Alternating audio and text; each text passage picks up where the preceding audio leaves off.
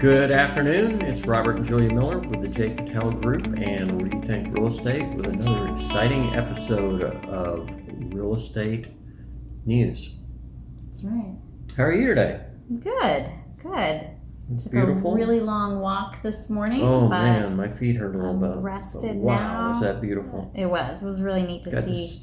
to see the north development side. of the newest community, Mystic. Mystic. It was interesting. Lennar and Taylor Morrison. Taylor Morrison. Will be Yeah. the first builders in there, and they got the community center coming along. So it was a fun walk. Clubhouse. That's right. Yeah, they call it a clubhouse. We like it because it's kind of nestled against the Blackstone Mountains, and you see the two peaks, the Twin Buttes. Yeah, Twin Buttes, and you're right up against them. Really it's neat. really nice. Yeah. So nice. Anyway. Yeah, we'll put out a little video Mm-hmm. and let you know when that's ready. Okay, so as always, we'll start out with a joke. Do you have a joke for us? I do. You want to go first? I do, yeah. Okay, go ahead. You're going to laugh. I always do. Why shouldn't you fight a dinosaur? Because they're big. Because you'll get your ass kicked. That's a good one. Yeah, get it? Jurassic right. kicked, yeah. Yeah, you actually had a funny joke. That's good. That's a good one, yeah. No, I'm kidding. You always have funny jokes. Okay, I have a couple of jokes. Okay. Why do they call it rush hour when nothing moves? Why do they? Yeah. I don't understand. Yeah, it's not really rush hour. Nobody's moving, yeah. Yeah. If you ever get attacked by a group of clowns, go for the juggler. The juggler. Yeah. Get it? Juggle, yeah. Okay, Wow. those are jokes from today. Moving on week. to This Week in History. Yes, this week in history had a few very interesting events that happened in the past. 2003, California elects actor Arnold Schwarzenegger. And I gotta say, I had my reservations. He But became the governor of California in 2003. I think it did okay for California. Yeah, there was probably a lot of chuckles at the beginning, but he ended up getting taken more seriously, I think, than people thought he was going to. Yeah. So. 1989, Tenzin Gyatso, hopefully I'm pronouncing that correctly, the reigning Dalai Lama, wins the Nobel Peace Prize, October 5th. I wonder what for. I would guess it probably had something to do with a peace accord that he was able to broker, would be my guess. 1956, October 8th, Don Larson pitches the only perfect game in World Series history. And watching Ken Burns baseball, they interview Mickey Mantle about this game, and it's hilarious because in baseball there's a lot of superstition. And when a guy's throwing a perfect game, you don't talk to him, you don't sit next to him, you avoid him, you don't look in his eyes, you don't do anything as long as he's got the perfect game going. And Don Larson is going crazy in the dugout. He's walking up to guys going, "Hey man, I'm throwing a perfect game. Can you believe this?" And Mickey Mantle's like, "Stop doing that. You're going to jinx it. Go sit down." Mickey, I'm throwing a perfect game, man. Can you believe it? Mickey was really superstitious He was too. superstitious about it, but hey, it didn't jinx him, and he did throw the only perfect game in World Series history. That's amazing. So, 1918. This is so painful. October 7th, Georgia Tech football beats Cumberland 222-0. What? How do you beat some? There had to be some underlying there's revenge, got to be some more payback. to that story because They took the Cumberland team 222 out points? and got them wasted before the game. Something had to be going on. Wow. 222-0. Oh my goodness. That's crazy. Okay, 1915. We're continuing with dinosaurs. Dinosaur National Monument opens October 4th in Utah and Colorado. There you go. Big hot spot for dinosaur bones. Yep, a couple more. 1889 in Paris, the famed Moulin Rouge nightclub opens to the public. Nice. Probably wasn't as risque as it is now. Well, I mean, it's all according to the times. I'm sure it was pretty risque at that time. At that time, yeah. Mm-hmm. 1866, October 6th, near Seymour, Indiana, America's first train robbery nets $10,000. That's a lot of money for 1866. Yes. That would nets $10,000. That's why train robbing took off. I mean, people went, "Wow, I'm not digging for gold anymore. I'm just going to take it right off the train." Man, Wow. look at that, 10 grand. 1866 in Seymour, Indiana. That's a lot of money. Huh. And finally, 1781, American revolutionaries decisively defeat the British October 9th at Yorktown, Virginia. There you go. Good old Yorktown. So that is your history for the week. Real estate news for the week. You're always asking about the jobs report. So it did come out. Jobs were good, but not great. An increase of 661,000 non-farm jobs in September fell well short of expectations, but consumer confidence still remains strong. This is from CNBC. So hopefully we'll see a little bit better report. Yeah, I feel like the consumer confidence is fairly strong, even though we're in the middle of an election year, or not in the middle of an election year, but in an election year. Mm-hmm. And consumer spending seems to still be quite strong. And certainly does for real estate. Yeah. So we're going to hear this repeatedly. We've already talked about it, but it just continues. The September sprint, home buyers seeking a fall price slowdown can probably forget it. Mm-hmm. That's pretty straight and to the point. Yeah. Spurred by record low mortgage rates and a pandemic-induced stay-at-home culture, September sales flew at record pace, closing in an average of only 54 days, despite buyers paying about $20,000 more than at the start of the year. So we have seen some tremendous growth, appreciation. Hopefully it doesn't spiral out of control on us. Mm-hmm. Low inventory, of course, also plays into that storm as well. Driving the prices up. Pendings hit new high. We continue to say this every month. Contracts for existing home purchases rose for the fourth month in a row in August. This is interesting. Condo sales have climbed 11.8%. And that stands to reason. That's an alternative. When you have unbelievably low inventory, prices rising, you look for other ways to get into home ownership. Seeing extraordinary growth in cities where interest in rentals is declining during the pandemic. So we're seeing condo sales climb. Shortage of inventory has put a lid on how much single-family home sales can grow, despite surging demand and prices. So at some point, there just isn't any inventory available, and prices. So we have landlords saying that's enough. I don't want to be a landlord anymore, maybe. Yep. Or prices are good, so I'm just going to go ahead and sell. Yeah. Whatever the reasoning is, I think we've got some landlords that are getting out of the business. Yeah. And that's another option, condos and a townhome, kind of a starter first entry home. So, I can see that. That makes sense. Regulatory news. I don't know. You remember TRID? Yes. Truth in Lending. Basically what it is. Truth in Lending. This started at the crash with Dodd-Frank. And from that bore TRID. And that's been 5 years ago. What all that realtor mumbo jumbo and mortgage mumbo jumbo means is basically what came out of the housing crisis, or not really housing crisis, it was the mortgage fiasco that led to the housing crisis. There was some things not being said during the mortgage and the lending to the consumer. A lot of buyers got hurt. Those 5-year ARMs, there was a lot going on that... People getting loans that they didn't qualify for. The Dodd-Frank Act said, no more, you're not going to do it. And TRID came around to sort of back it up and give it some backbone. Those were the rules that were put in place from the Dodd-Frank. As a result of it, yeah.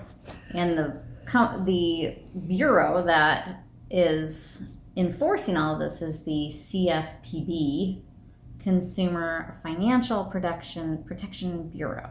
It's like the FBI for the mortgage industry. They carry guns and everything. They do. You don't mess They with do. those It's guys. truth. Yeah. Yeah. And there's an office in Phoenix. Yeah.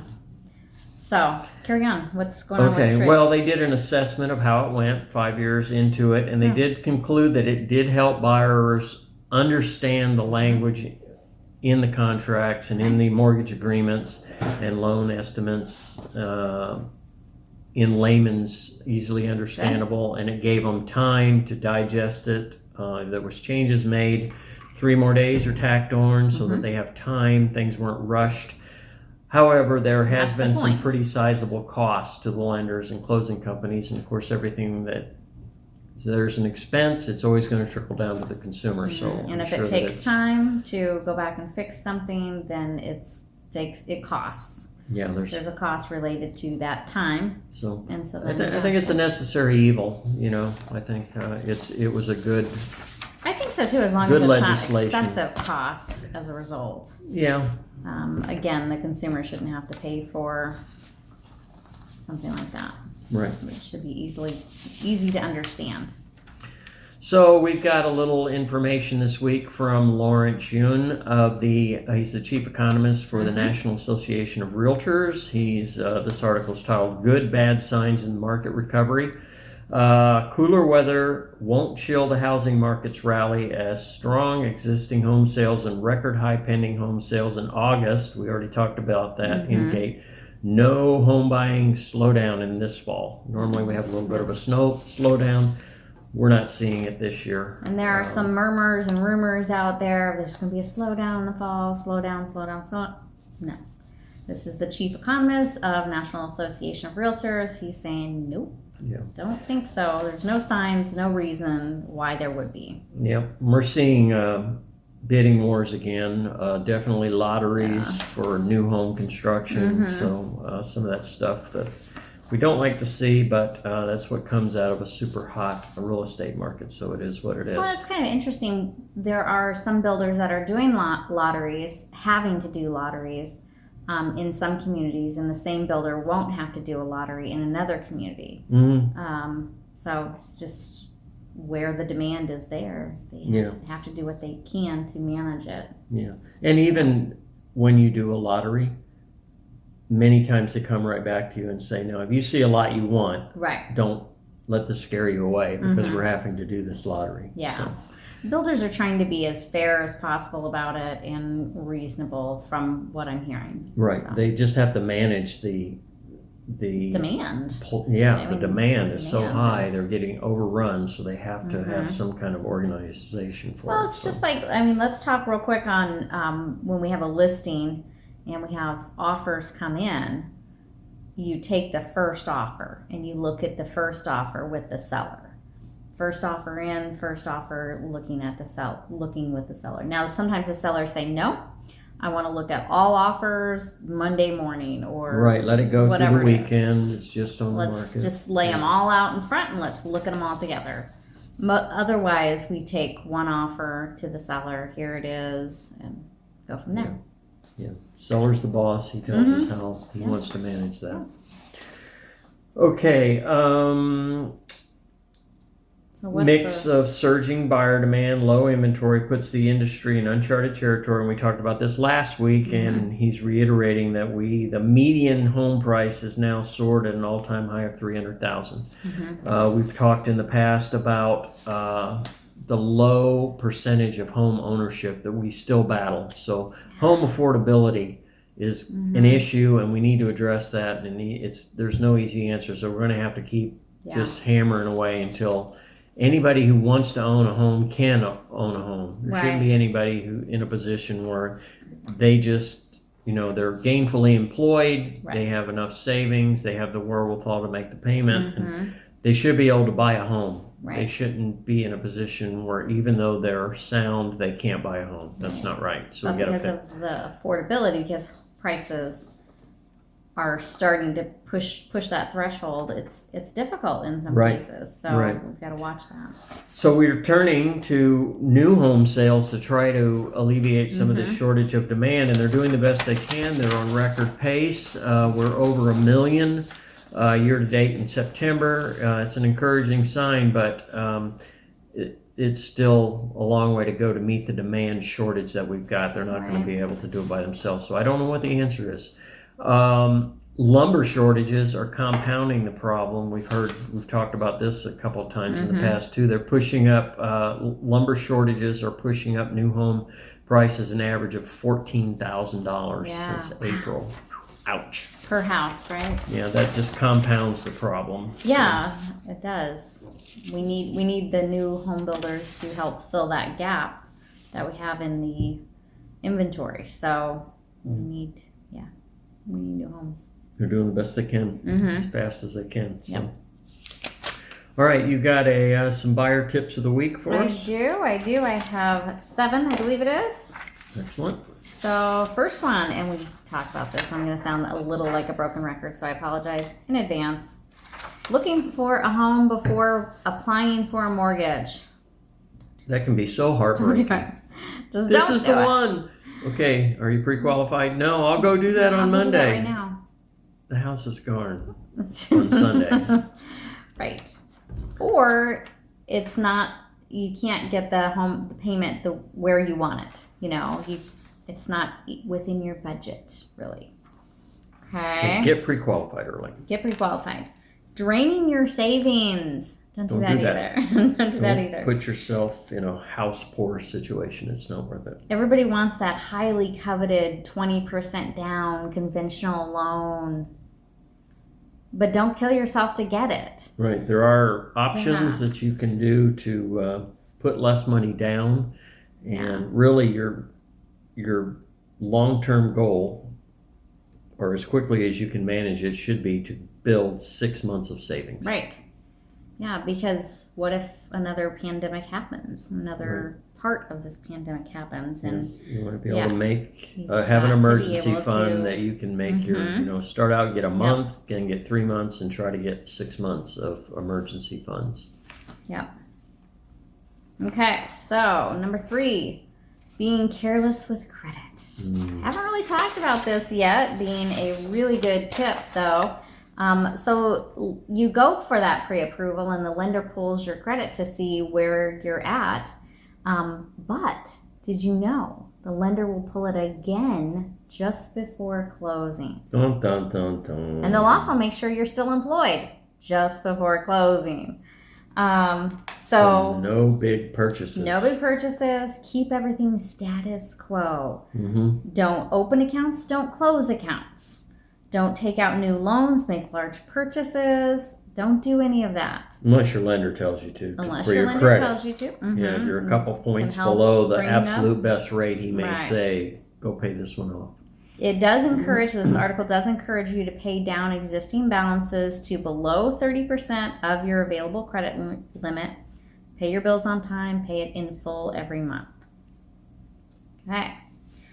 The next tip, fixating on a house over the neighborhood. Yeah. So again, we get that, the tip of location, location, location.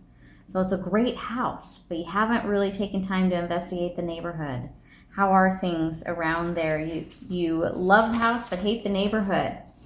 So what do you do instead? You ask your real estate agent to help you track down neighborhood crime statistics, school ratings. A lot of tools available for that. We can help you with that. Measure the drive from the neighborhood to your job. Great. It's wonderful having a great house, but if it takes you 4 hours every single day to drive to work and back, it's going to make a long day even longer. It's not worth it. Yeah.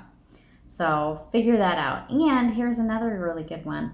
Visit the neighborhood at different times of the day, different times of the week as well. Weekend, weekdays, morning, night. Just see what's going on in the neighborhood. Cruise through. Is there a lot of street parking? Does the neighbor's kid have a garage band? Does the guy like to work on his cars in the driveway on the weekends? A lot of people don't like HOAs, but if you're getting into a community that doesn't have an HOA, be aware that there's no rules. So if your neighbor wants to paint his home lime green across the street, there's no governing body that's going to stop him from doing that. So, Number 5, making decisions based on emotion. It's a major life milestone. Don't get us wrong. You're going to choose this place. You're going to make memories, create the space that's truly yours, and put down roots. But be careful. Emotional decisions. Business decision, the biggest business decision you're going to make. Yeah, so it is. It's your personal business decision. Emotional decisions lead to overpaying for a home and stretching your budget beyond your means. Right. Have a budget, stick to it. Don't become emotionally attached. I always say that as well about picking more than one home. Don't fall in love with this home. Have more than one home that will work for you. I'll go back up. Have an A and a B at least, because especially in today's market, you could lose out on home A, or home A may not fare well in the inspection. You may find an ugly wart that you don't like in the house, and so you may decide, hey, home B is looking pretty good. Number 6, waiting for the unicorn. Yeah. Waiting for the Could unicorn. be waiting forever. Finding that perfect property is like finding a needle in a haystack. Well put. So what you do want to do is keep an open mind, especially about this market. Be willing to put some sweat equity into the house, possibly. Trust your realtor to, the thing you got to keep in mind is when we're walking through a house for you, with you, we're not necessarily just looking at how this is going to fit you right this minute. We're thinking 5 years down the road or 7 years down the road when you call us and say, okay, we've got 2 more kids. We need a 2-story home with 6 bedrooms now.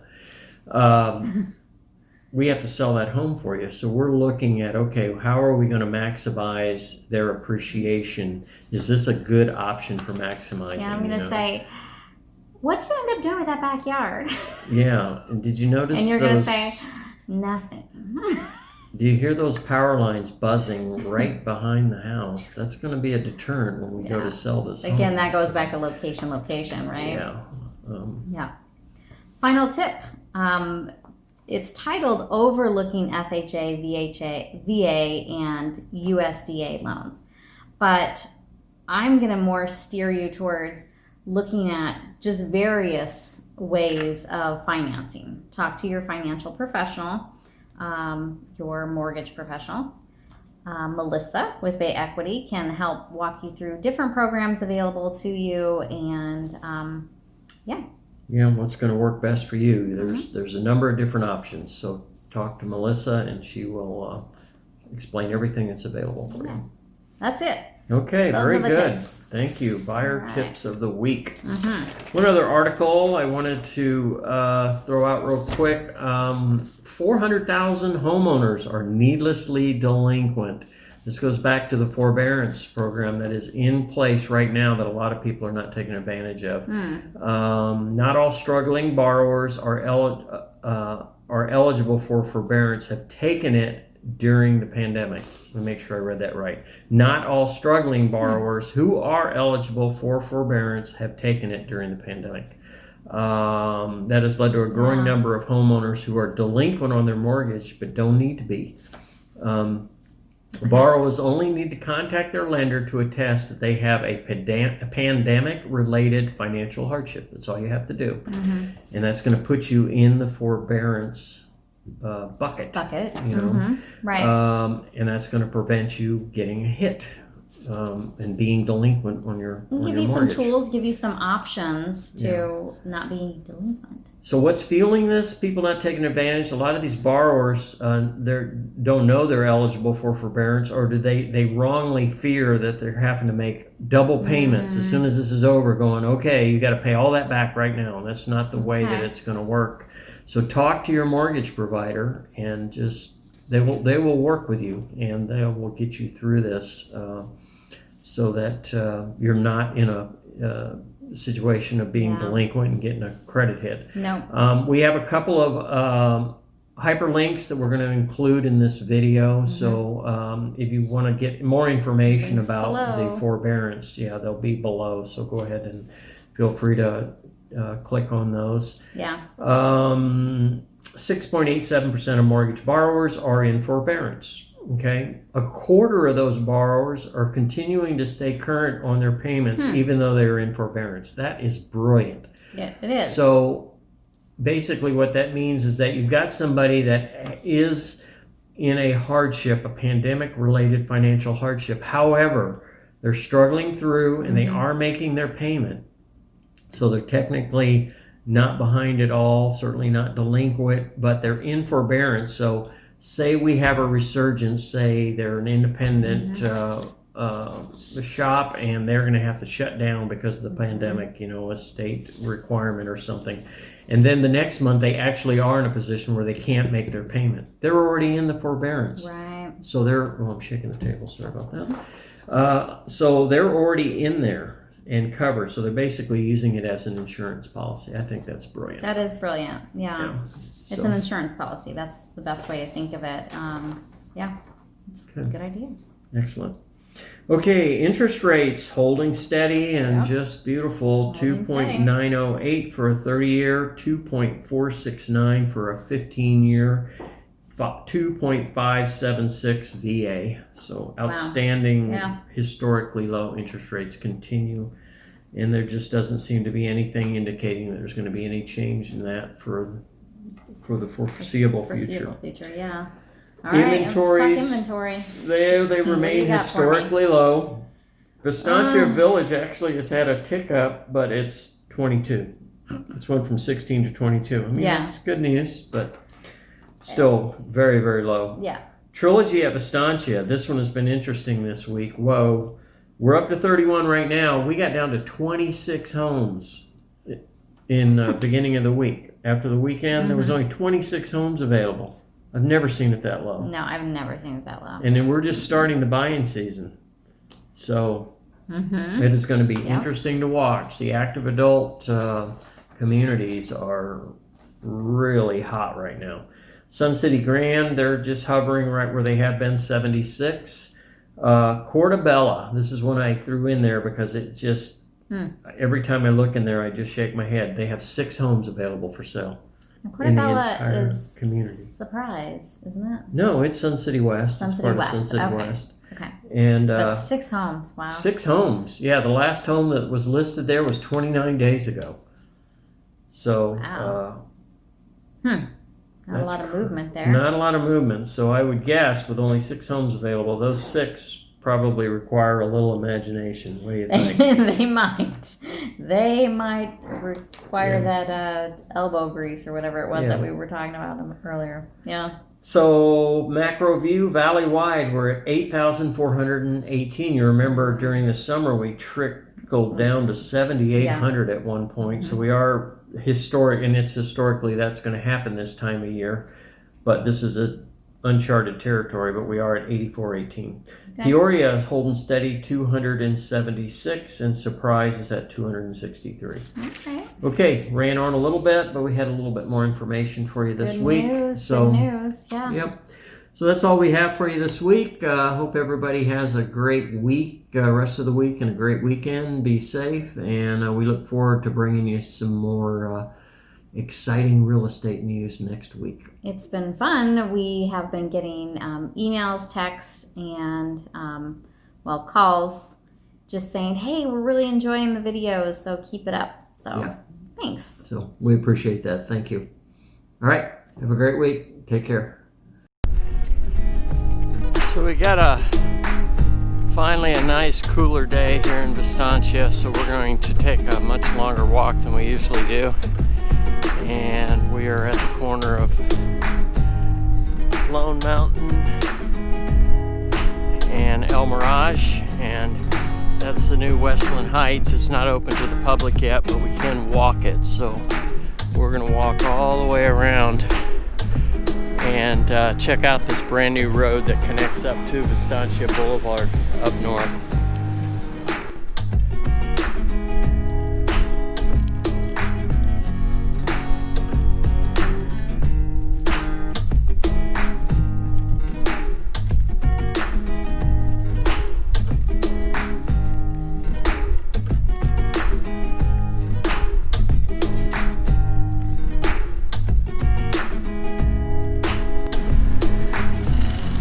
They are are getting the models done. Lennar, 3 communities, Taylor Morrison, 1 so far. And they're getting these models built and ready.